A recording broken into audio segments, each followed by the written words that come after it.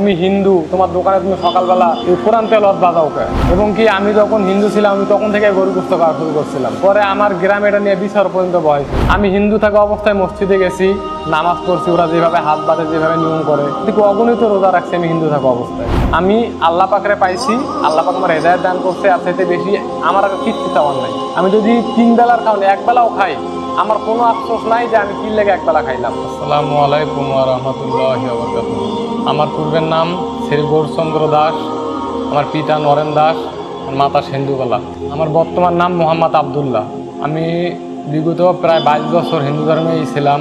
তবে ইসলামে আসার পূর্বে আমার অনেক দাওয়াত দেওয়া হয়েছিল, তবে আমি মানতাম না যে ইসলাম ধর্ম কি আসলে ভুল।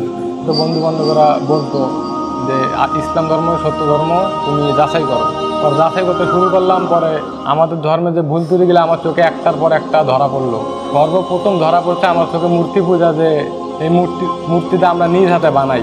আমরা নিজ হাতে বানার পর আমরা ইবাদত বন্দেগী করতেছি, আবার এটার এই নদীতে ভাসায় দিতেছি। তো আমার মায়ের একদিন প্রশ্ন করছিলাম যে মূর্তি পূজা করে কী লাভ, ওই মূর্তির কাছে তুমি যা চাইবা তাই দেবো। আমার মায়ের আমি বলছিলাম যে রাত্রেবেলা যে মূর্তি তোমরা প্রসাদ দিয়ে বাসা যাও, আমরা মন্দির পাহারা দেই, পোলাপান অনেক কজন মিলে মন্দির পাহারা দেই, তা প্রসাদটি খায় কে? আমার মায়ের বলছে যে প্রসাদ তো মূর্তিই খায়। আমি বললাম না, এই প্রসাদ তো রাত্রে আমরা পোলাপানেরা চুরি করে খাই, মন্দিরে যারা আমরা পাহারা দেই।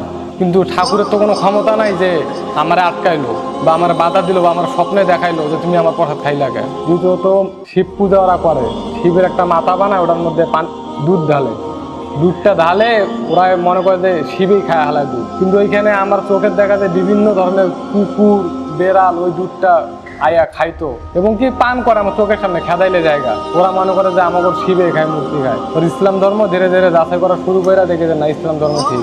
ওই টাইমে আমি কম্পিউটার দোকানে গান লোডের ব্যবসা করতাম। গান লোডের ব্যবসা করতাম আর ডক্টর জাকির নায়কের লেকচার শুনতাম বয়া বয়া। ওই বয়ানগুলা শোনার পরেই আমি একদম পরিপূর্ণ ক্লিয়ার যে ইসলাম ধর্মে একমাত্র সত্য ধর্ম। পরে কালেমা পড়াবো, ইসলাম ধর্ম গ্রহণ করি। পরে আল্লাহর মতো এখন নামাজ কালামের দিক দিয়া ইবাদত বন্দেগী জুম্মার বয়ান শুনে মানে আরো ক্লিয়ার যে না, ইসলাম ধর্ম পরিপূর্ণ ঠিক। এখন তো আর কোনো সন্দেহই নাই, ইসলাম যে একটা ধর্ম, শান্তির ধর্ম, এটা পরিপূর্ণ ক্লিয়ার আমার কাছে। আমি দোকানটা খুলতাম কোরআন তেলাওয়াত দিয়া, বন্ধ করতাম কোরআনের আয়াত দিয়ে। আমি হিন্দু থাকা অবস্থায় আমার মামারাও বাধা দিত যে তুমি হিন্দু, তোমার দোকানে তুমি সকালবেলা এই কোরআন তেলাওয়াত বাজাও কে? আর আমার দোকানে যত কাস্টমার আইতো আমি কোনো গান বাজনা বাজাইতাম না, আমি খালি ওয়াজই শুনতাম। আমি ওনার ওয়াজ শুনতে মানে এত ভালো লাগতো, মানে দিন সম্পর্কে যা বুঝাইতো, যে আসলে দুনিয়াতে কি আছে, কিভাবে সৃষ্টি হয়েছে, কি আশায় বিষয়, সব উনি বিস্তারিত ভাঙতে বলতো। আব্দুর রাজ্জাক বিন ইউসুফ, ডক্টর জাকির নায়ক, এই দুজনের ওয়াজ আমি সবচেয়ে বেশি শুনতাম। এবং কি আমি যখন হিন্দু ছিলাম আমি তখন থেকে গরু গোশত খাওয়া শুরু করছিলাম। ওই টাইমে মামারা আমার বাধা দিয়েছিল। পরে আমার গ্রামে এটা নিয়ে বিচার পর্যন্ত বসেছিল। আমি বলছিলাম যে আমাদের তো বেদ আছে, কিতাব, বেদের মধ্যে যদি আপনারা কোনো জায়গায় দেখাইতে পারেন যে গরুর গোশত খাওয়া আমাদের জন্য হারাম বা খাওয়া যাবে না, তাহলে আমি দোষী, আমার যে শাস্তি দিন আমি ওইটা মাইনে নেব। কিন্তু ওরা দেখাইতে পারেনি, বেদের কোনো অংশে নাই। ফ্যামিলির প্রতি কি আমার উপর অনেক চাপ দিত এবং কি রাগ করে আমার মামা আমার কম্পিউটার দোকানে বন্ধ করে দিল। যে আমার তখন আমি মোবাইল টোবাইল চালাইতাম না, বাটন মোবাইল চালাইতাম, যে টাচ মোবাইল, কম্পিউটার আছে, নেট আছে, সব দেখতে পারি। পরে আমার কম্পিউটার দোকানে বন্ধ করে দিল। তখন আমি ঢাকা এসে পড়ি। ঢাকা হওয়ার পর একটা অ্যান্ড্রয়েড মোবাইল কিনছিলাম, ওটার মধ্যে থেকে আমি ডাউনলোড করে ওগুলো শুনতাম। শোনার পর থেকে মোটামুটি দিনের পথে আর কি বুঝ আল্লাহ পাক আমার দান করছে। আমি এখন ইজি বাইক চালাই, আগে ভাড়া চালাইতাম।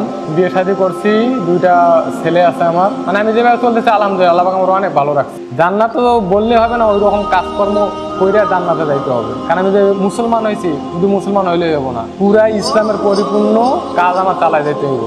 নামাজ, ইবাদত বন্দেগী, সত্য, হালাল খাবার খাওয়া, সবকিছু আমার পরিপূর্ণ ঠিক থাকতে হবে। এরপর আমি জান্নাতে আশা করা যায়। তবে আমরা জান্নাতে যাবো ইনশাআল্লাহ। কিন্তু যারা বেধর্মী, আমার ওই দিকে একটা আতঙ্ক ছিল, আমরা তো মরার সাথে সাথে জাহান্নাম। দুনিয়াতে থাকা অবস্থায় আমাকে জ্বালাই দেয়, একদম লাকড়ি মাকড়ির উপর শোয়াই দিয়া পরিপূর্ণভাবে জ্বালাই দেয়। এই জন্যই যে আমার বর্তমান ইসলাম ধরে আসার পর আমি এইটুকুই শান্তিতে না, আমি আল্লাহ পাকরে পাইছি, আল্লাহ পাক আমার হেদায়েত দান করছে, আর চাইতে বেশি আমার আর কিচ্ছু চাওয়ার নাই। আমি যদি 3 বেলার খাওয়ান 1 বেলাও খাই, আমার কোনো আফসোস নাই যে আমি কি লেগে 1 বেলা খাইলাম। বাপ মার সব সম্পত্তি কি লেগে ছাড়লাম, বাপ মা চাচ্ছি, দুনিয়াতে সবকিছু, টাকা পয়সার লোক চাচ্ছি, শুধু একটা এখন আমি আল্লাহ পাইছি। আমার কাছে এটুকুই বড়, এর চাইতে আমার বড় আর কিছু নেই। মাথার মধ্যে খাদ্য বেশি নামাজ, যে নামাজ যেভাবে সালাত আদায় করে, আমি হিন্দু থাকা অবস্থায় মসজিদে গেছি, নামাজ পড়ছি, ওরা যেভাবে হাত বাঁধে, যেভাবে নিয়ম করে, মানে কালেমা পড়ার আগেই আমি মসজিদে ঢুকে নামাজ পড়ছি। নাপাক শরীরে। আমি তো উজু জানি না, গোসল জানি না, কিন্তু আমার যাচাই করার উদ্দেশ্যে আমি ঢুকছি যে তারা কি করে, সালাত কিভাবে আদায় করে, কেমনে কি, ওরা যেমন করছে আমি ওইভাবে আদায় করছি। কিন্তু ওটাতেই আমার পরিপূর্ণ আমার দিমাগ ক্লিয়ার যে না, যে আল্লাহ আমাদেরকে সৃষ্টি করছে ওই আল্লাহর না দেখে তারা অনুসরণ করতেছে, ইবাদত করতেছে। আর আমরা হিন্দু ধর্মে একটা মূর্তি বানায় আর ইবাদত করতেছি। অনুভূতিকে আমার হাত পায়ে এমনি কাঁপছিল, এবং কি আমার অনুভূতি হয়েছিল যে আমি কখন কালেমা পড়বো, কখন আমার শরীরটা পাক হবে, আমি নিজে উজু করে নিজে নামাজ পড়বো। কম্পিউটার দোকান আমি দেশের সাইডে যাওয়ার নানগঞ্জে আসার পর আমার এই অনুভূতি।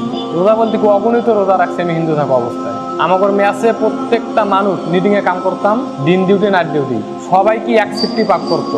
সিয়ারি খাওয়ার টাইমে রাতের 8টার দিক পাক করতো, তারা ভোরবেলা খেত। ওই ম্যাচের মধ্যে শুধু আমি একলাই আমি হিন্দু ছিলাম। তা আমি ওদেরকে বলছি আমি তো রোজা থাকলেও সমস্যা নাই। অনেক মুসলমান বলছে না সমস্যা নাই, তুমি হিন্দু জাতি কি হয়েছে, আমার লাগে থাকবো, আমার লাগে ইফতারি করবা। আমি তখন থেকে রোজা রাখতাম, হিন্দু থাকা অবস্থা থেকে আমি রোজা রাখতাম। আমার কাছে খুব ভালো লাগতো। তাহলে সারাদিন রোজা রাখা, মাগরিবের নামাজ, তারাবি, সিয়ারি, মানে এই বিষয়গুলো আমার কাছে খুব ভালো লাগতো। মানে আগে থেকে আমি এই বিষয়গুলো সব ক্লিয়ার হয়েছি।